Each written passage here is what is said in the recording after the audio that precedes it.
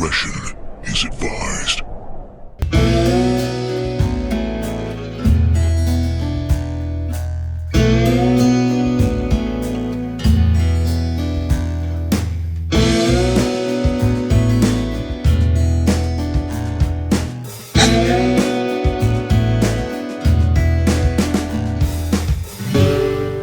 Hey guys, welcome back to the channel. We're out here in the airgun bunker, and today I'm going to give you guys a close detailed look at the PARD DS35 LRF. This is the 70mm version.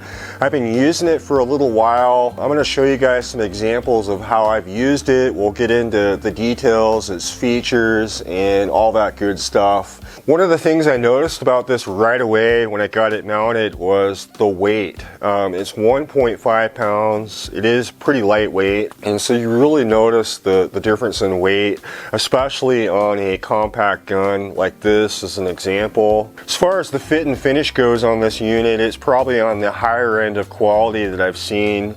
Just the way everything fits, everything seems to be top quality. The PARD does have a wide selection of adjustments here that you can get to through the main menu by long pressing the top cap here, and that's going to allow you to access that menu. And there's a lot of settings which I'll kind of go through just so you can see. This is your ballistic calculator right here. I usually have that on because it's set up with the rangefinder.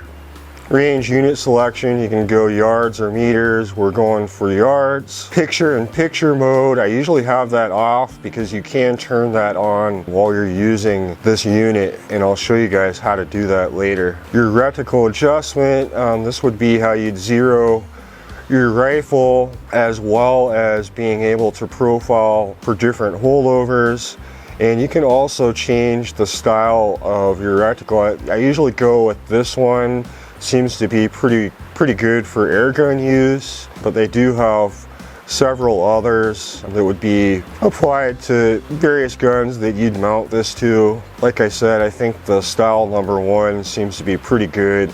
And you can also change the color to white, yellow, and green. You got your gyroscope, and what that is, that's going to tell you the direction that you're actually facing, and it's also going to give you reading for any cant that you have in your scope for longer range. You got your default magnification. I usually set this at the lowest power, so I've got the widest range of view there. Default color, you got your brightness of your IR, and I usually set that to 1, although you can manually override that while you're using the unit.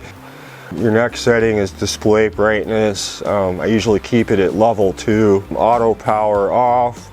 I usually keep that off just so I have control over being able to turn it on and off, and it's not going to go to sleep on me. Auto recording, I usually keep that off. Loop recording. Self-activated recording, I have that off because I've not tested it yet with air guns. I'm not sure the fact that we don't have any recoil. Date stamp, record audio, I usually have that on. Wi-Fi, that's if you want to download any of the videos without removing the card. Exposure, language, obviously English. Date and time, this would be how you'd format your card. Default settings, and then your version, so you're able to do any kind of updates to the firmware down the road. I figured the best way to review this scope for you guys was to show you a few examples of how I would use it. Now, those of you who watch my channel on a regular basis know I do have an issue with rats in my back storage. I'm able to open my back door to the bunker, and I've got a clear line of sight out to that storage unit, which is about 15 yards, so it is fairly close range. It's perfect for the Brokaw Atomic XR. This is in 22 caliber. I've got it turned down to 12 foot-pounds. It's very accurate, very quiet, and very safe for closer range, backyard use. And the PARD seems to fit the gun really well, and so we'll see if we can have some luck tonight on those rats. And then I'll take you guys and show you how I was able to use this on a large permission during the day. as well as some long-range coyote hunting that we did during the night. And that'll give you guys kind of a good idea of the quality you can expect as far as the recording and as far as what you're able to see at various ranges. I'll come out here usually about 9 o'clock at night, and a lot of times I'll only have to wait a few minutes. Like right now, I can see one coming in from the top left, and usually they'll test the waters, they'll disappear, they'll come in from another spot, but they usually, once they come in onto that shelf, they'll sit there for a while, and it gives you just enough time to take a shot. And we got that guy. I'll probably have a good few minutes before we spot another one. Now this top button here is not only to get into the main menu of the unit, but you can use this for magnification. You're going to turn this clockwise, and that's going to zoom in your field of view, and you can double tap that, and you're going to have a pip screen that's going to pop up on the top portion of your screen, and that's going to be magnified even further. And so that's a nice feature that they've added to this unit, which I found to be helpful in some cases. Now just on top of the scope here is 4 top buttons. The forward left is your IR light. That's going to adjust the intensity if you want to change that on the fly. The forward right button is your recording. You can hold that down for a couple seconds, it's going to start recording, and you do the same to stop. The rear left button is for your laser rangefinder. You just tap that, it's going to give you your range, and the rear right button is for your Wi-Fi, so you're able to interface with your tablet, smartphone, or even your computer if you want to see live feed of what's going on, or you want to go ahead and download any images from the camera. The PARD does have an extremely sensitive CMOS sensor, and that's really what allows it to give you such high image quality at night. Now during day use, you want to go ahead and close this cap here. It has a little peephole, and what that does is it restricts the light from getting into the unit, and it's going to make a much better picture. It's not going to be as blown out, and it also acts as a sunshade. This is the focus ring right here, which I found to be really convenient. It's nice having this bar here, and it's very easy to make fine adjustments without having your hand kind of sliding around, and so I do like that. Up top out front of the scope is your laser rangefinder and your IR light, which is adjustable.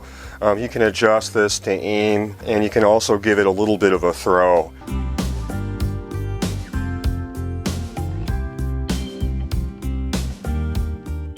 One of the most important things to talk about with any night vision unit is the battery life. Typically they're never really good. That's my experience across the many brands that I've used.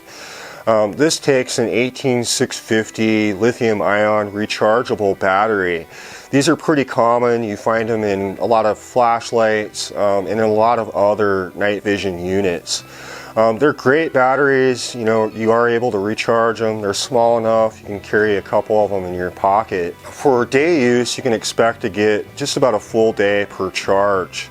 Once you get into nighttime, you're running the IR light, and that really eats those batteries. And if it's cold out, that's going to even detour the life further, because lithium ion batteries hate the cold. That's one of the biggest negatives to this unit and a lot of other night visions is the battery. So you can expect to get just about maybe 45 minutes at the most, and that's going to be dependent on what power you have the IR set to. Typically I run this at 1, and like I said, you can expect just about 45 minutes. And how I get around that is I bring a long power cord with me, and I plug this in, and I'll just directly plug it into my power bank.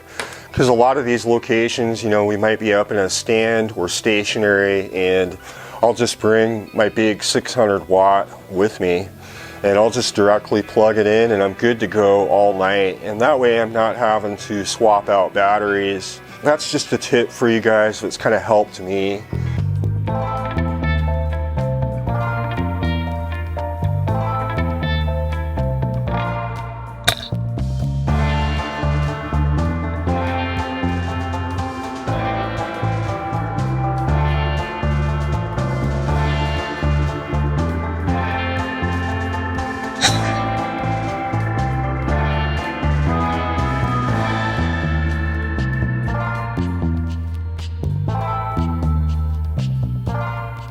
One of the nice things about being out on a large permission is it really allows us to sample the performance of these scopes at longer distances.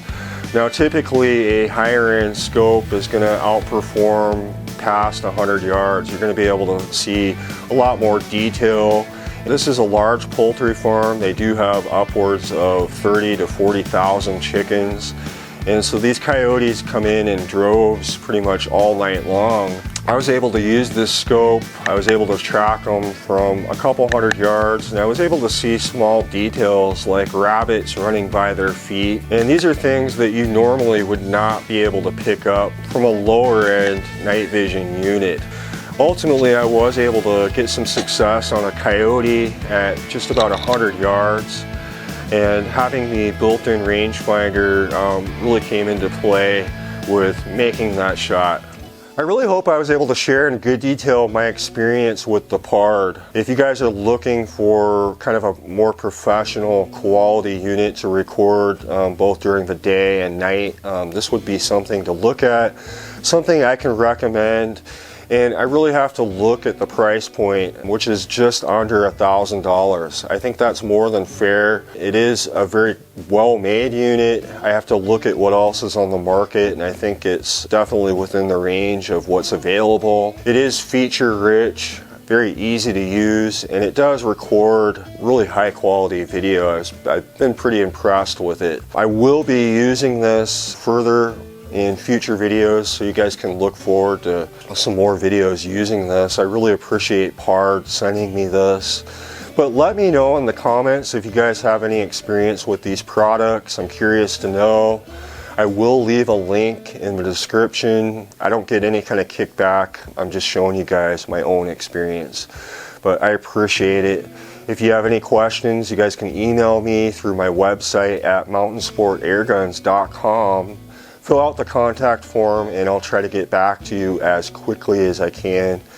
I appreciate it, and I look forward to seeing you in the next video.